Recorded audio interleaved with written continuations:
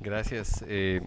Siempre es un gusto el poder compartir con la gente de Latinoamérica las experiencias de estos últimos 30 años y pues en buena hora que estamos acá en Sao Paulo, en Brasil, y felicito a los organizadores, agradezco a todas las autoridades de Brasil que han hecho posible que se pueda desarrollar este evento de nuestra querida Flaus acá en Sao Paulo, pues, y para ajustarme al tiempo, entramos directamente al tema, que está bastante resumido porque es muy difícil hablar de este tema en 25 minutos, pero está bastante resumido, entonces haré lo posible por ajustarme al tiempo.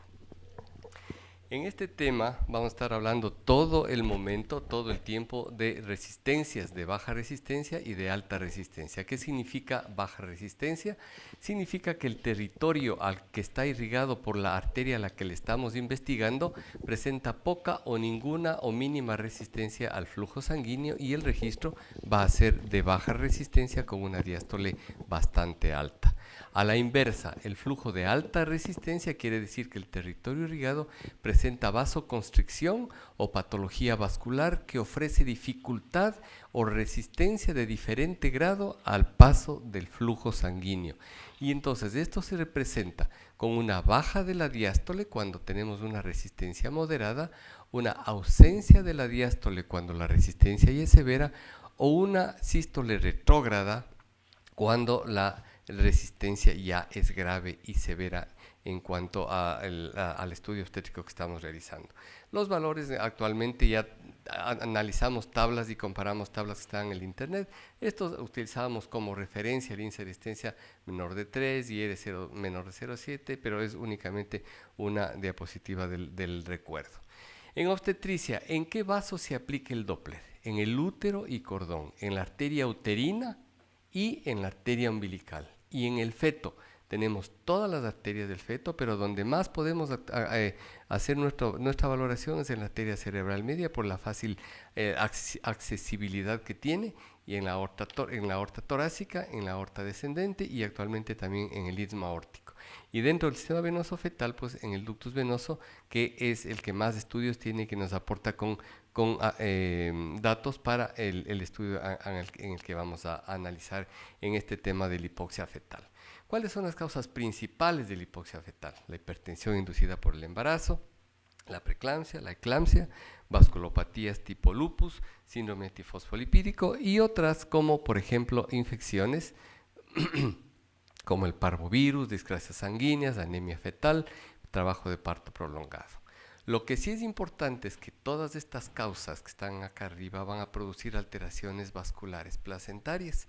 Y estas alteraciones vasculares placentarias las analizamos con un registro Doppler de la arteria umbilical, que es la que va a la placenta, de las arterias uterinas que nutren a la placenta, y el istmo aórtico, que a la final termina enviando sangre hacia la misma placenta.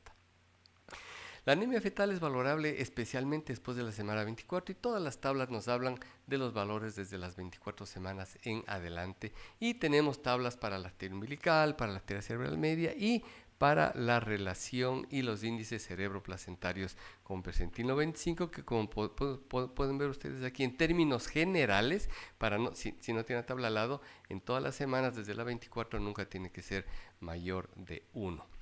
En un percentilo 25 tenemos diferentes tablas en que todas hablan de lo mismo, y por último algunos sitios para valorar en el internet en el cual nos puede regir para saber en qué estamos pisando, en qué tiempo estamos hablando, en qué grado estamos hablando, si es que hay o no hay hipoxia.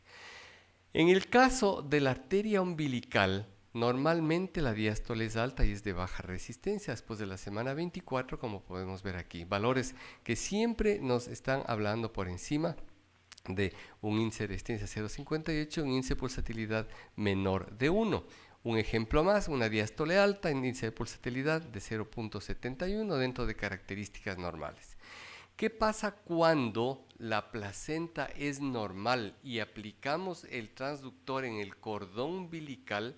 entra sangre a la placenta tanto en sístole como en diástole en forma normal, porque la placenta es normal y el registro es de baja resistencia. Cuando hay alteración placentaria, que es lo que estamos hablando, en la sístole entra con facilidad la sangre, pero en la diástole presenta problemas, ya que la placenta está alterada.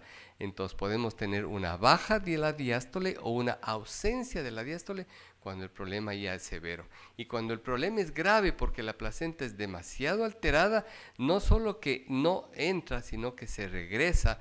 Como ustedes pueden ver aquí, se regresa la sangre y el feto empieza a encharcarse con su propia sangre que no tiene oxígeno, y por eso es que puede entrar en acidosis.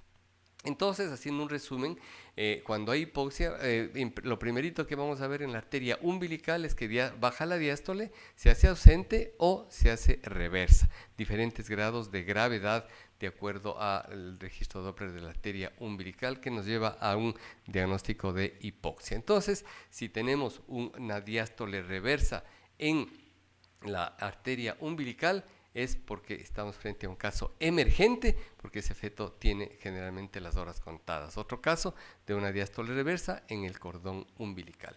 Y para esto tenemos varias tablas que nos rigen y que nos ayudan a saber en qué nivel de gravedad estamos analizándole a este paciente.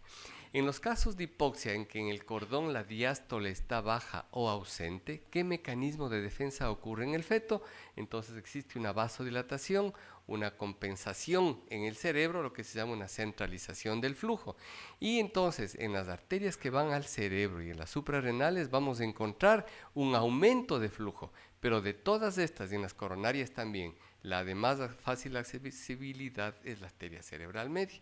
Y al mismo tiempo que esto sucede, existe una vasoconstricción secundaria, en la cual existe una disminución del flujo en los riñones, intestino, extremidades y piel, y donde más fácil es que podemos analizar es en la aorta descendente, intratorácica. Entonces, cuando esto tenemos frente a una sospecha de hipoxia fetal, ¿qué debemos obtener? ¿Dónde hacer un registro Doppler? Primerito nos vamos, después del cordón umbilical, de la arteria umbilical, nos vamos a la arteria cerebral media y vamos a encontrar frente a hipoxia vasodilatación compensatoria. En la aorta descendente intratorácica, signos de vasoconstricción con una diástole baja o ausente. En el ductus venoso, con onda A reversa. En la vena umbilical vamos a encontrar pulsatilidad de la vena umbilical, que es cuando ya el feto está prácticamente en un estado de acidosis. Y por último, actualmente también en el istmo aórtico vamos a encontrar un flujo retrógrado, que nos indica que ya hay una mala una hipoxia ya prácticamente, una hipoxia severa. Sin embargo, pues el flujo del istmo aórtico en la actualidad parece que es de los que primero se alteran, pero de todos modos la medida más fácil, como lo hacemos generalmente, es después de la arteria umbilical, la cerebral media y todos los vasos que estamos viendo en esta imagen. Entonces, lo normal de la arteria cerebral media es que sea de alta resistencia con una diástole baja, como la vemos acá. Frente a la hipoxia fetal, entonces viene la vasodilatación en el cerebro, que nos habla de hipoxia, es decir, sube la diástole, hay una vasodilatación, redistribución del flujo, estamos frente a una hipoxia. Entonces nos vamos, bueno, estos son videos, pero porque están pasados a la máquina no corren, pero de todos modos vamos a ver que este es un registro normal de la arteria cerebral media de alta resistencia con una diástole baja. Eso es lo normal que vemos en un feto normal. Pero ¿qué pasa?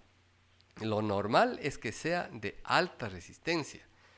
Y hay tablas para eso, como ya les había indicado. Y normalmente si usamos el índice de resistencia o el índice de pulsatilidad, tenemos tablas para ello. Y por tener una referencia como para hacer un cálculo que vamos a hacer después, vamos a tomar en cuenta un índice de resistencia menor de 0,7.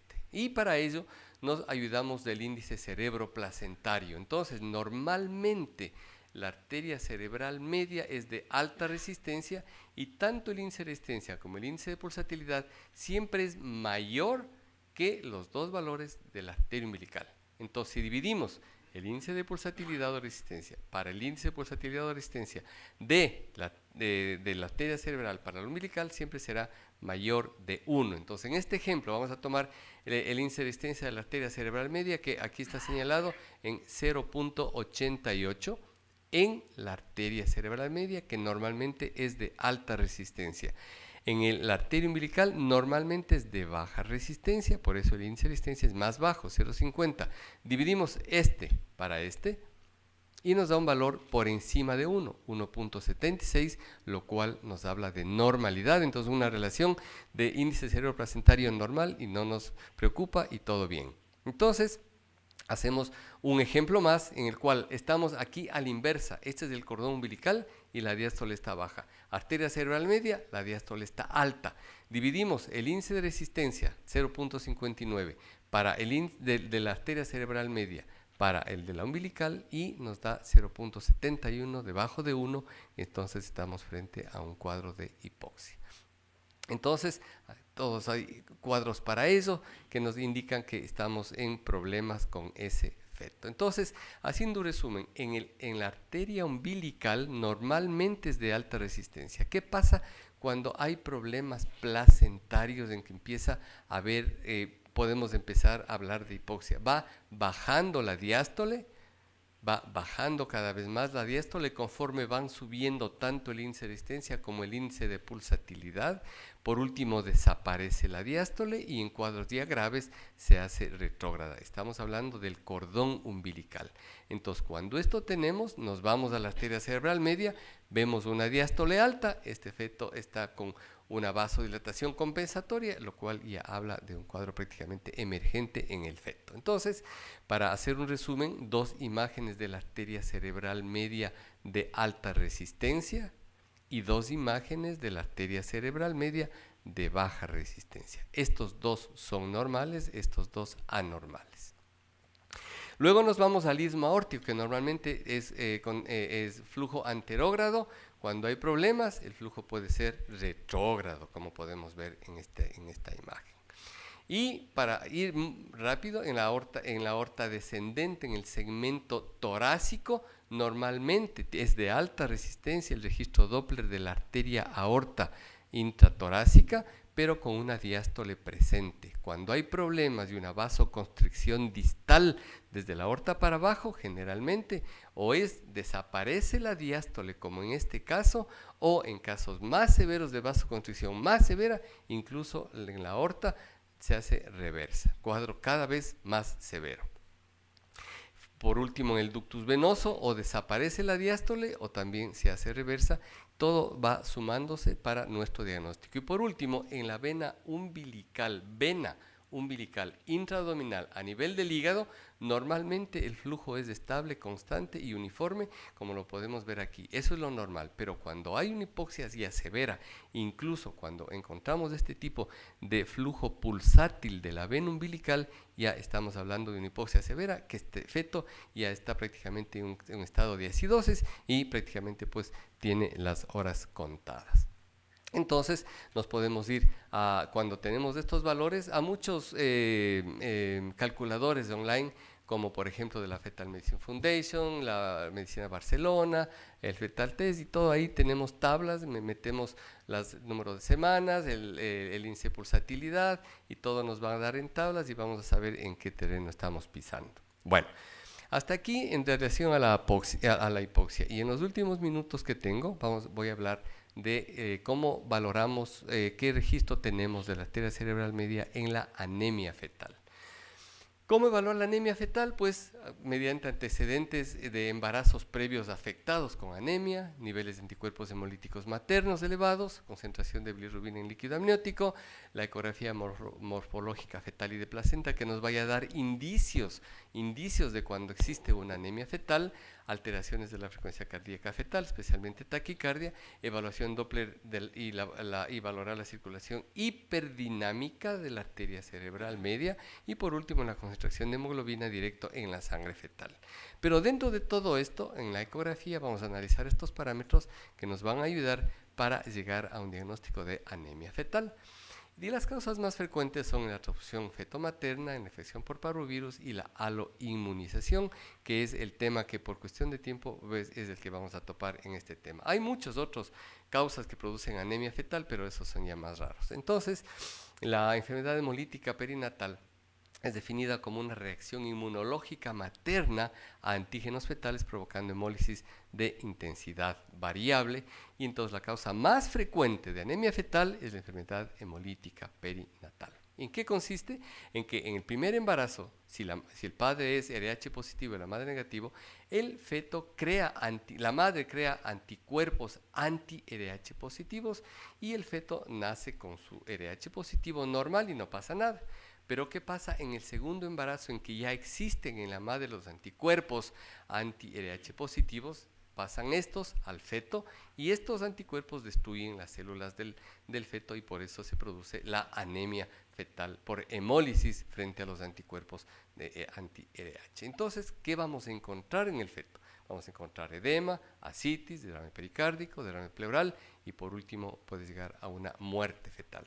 Un ejemplo de ascitis fetal, de edema generalizado, de derrame, etcétera, de ascitis generalizada, que son causas que pueden llegar, que nos hacen pensar en que pueda haber un problema de anemia fetal. Igualmente, otro parámetro importante es el grosor de la placenta en los casos de anemia. Hay un aumento de grosor placentario.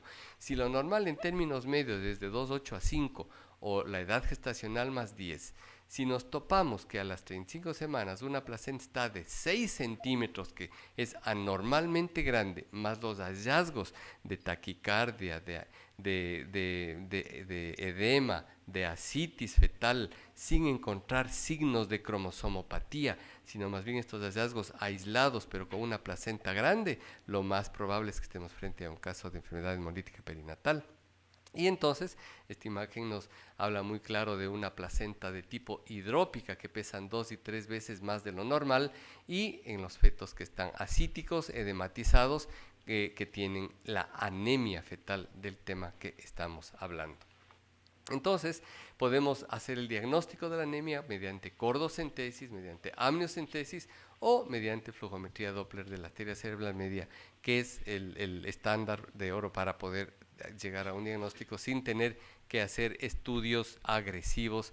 Entonces nos vamos a la arteria cerebral media, le ubicamos a la arteria cerebral media y vamos a medir el pico sistólico de la arteria cerebral media. Pero para saber la velocidad real de la arteria cerebral media tenemos que hacer una corrección del ángulo, y entonces este ángulo significa que si yo con el transductor estoy perpendicular al vaso sanguíneo, el error es casi nulo, pero si estoy a 45 grados tendré un error de velocidad del 29%, y así sucesivamente hasta que si estoy haciendo una insonación a 90 grados del vaso, el error va a ser terriblemente alterado, 70, 80, 90%. Entonces, lo ideal es hacer prácticamente un corte paralelo, una insonación paralela del transductor a la arteria cerebral media, o con un ángulo máximo de 15 grados, el error es relativo y es aceptable. Entonces, por eso es que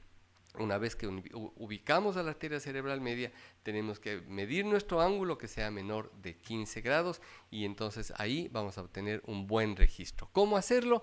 Con un volumen de muestra de 1 a 2 milímetros, lo más cercano al origen de la arteria cerebral media generalmente, que es donde menor variabilidad debe existir. Entonces, esto también es un video, pero bueno, en todo caso, pues de acuerdo a los múltiplos de la mediana, y como tomando como valor máximo 1.5 múltiplos de la mediana y el número de semanas que tenemos aquí, y solo para tenerlo en cuenta, si ustedes se dan cuenta que 1.5 múltiples a las 20 semanas nos da una velocidad de 38 centímetros y a las 30 semanas 60 centímetros por segundo, estamos hablando de casi el doble del número de semanas como pico sistólico de la arteria cerebral media, que lo vamos a tener en cuenta como para que, si no tenemos la tabla al lado o no tenemos el internet al lado, bueno, si sabemos que del número de semanas y el pico de la arteria sistólica está por debajo del doble, nos quedamos tranquilos. Si está por encima del doble, más los otros hallazgos que estemos encontrando, pues ya sabemos que podemos estar frente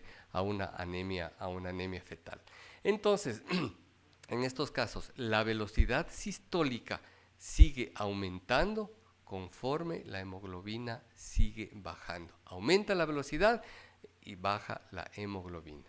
Y en centímetros por segundo va aumentando la velocidad conforme la hemoglobina va bajando y sigue aumentando la anemia del feto. Entonces es casos muy importantes. Por eso es que este aumento del pico sistólico tiene una predicción de la anemia fetal moderada y grave con una sensibilidad del 100% y un falso positivo del 12%.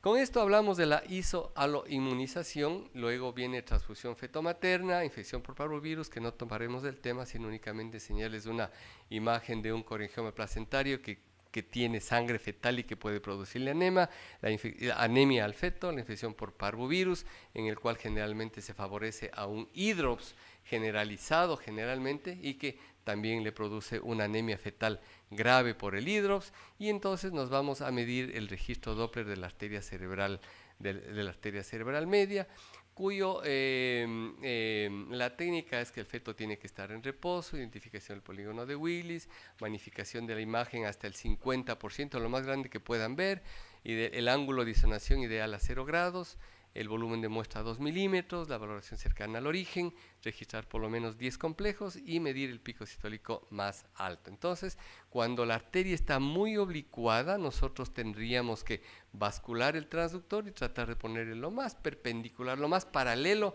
al haz de ultrasonido para que el registro no sea lo más real. En este caso, un embarazo de 32 semanas, estoy a segundos de terminar la charla, de 32 semanas tenemos un pico sistólico de 51 centímetros por segundo, estamos a 0 grados, entonces es real esta velocidad.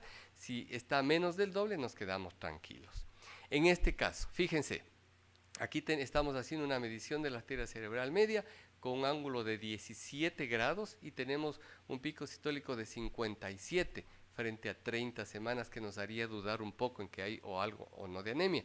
Pero si yo corrijo el ángulo a 11 grados en la misma paciente, a 11 grados la velocidad bajó a 40. Entonces, de ahí la importancia del ángulo y de insonación que tenemos que hacer en la arteria cerebral media cuando se trate de medir pico sistólico frente a la anemia fetal. Y en este caso, 35,2 semanas, pico sistólico 73 centímetros por segundo, sospecha de anemia, más los otros signos que tenemos y la clínica que tenemos que tener siempre por adelante para saber que estamos frente a un caso de estos. Y si en este caso una paciente de 36 semanas medimos la arteria cerebral media y nos da 94 centímetros por segundo, es seguro que está con una anemia grave y severa. Y la última slide es únicamente para decirles que cuando la arteria está muy inclinada, jamás debemos hacer una valoración de la velocidad porque estamos completamente mal hecha y no nos servirá para nada. Entonces, como conclusión diremos que en fetos no hidrópicos este método no invasivo puede detectar moderadas a severas anemias fetales basados en el incremento de la velocidad del pico sistólico en la arteria cerebral media debido a la hemodilución por las causas que ya les he mencionado. Muchas gracias.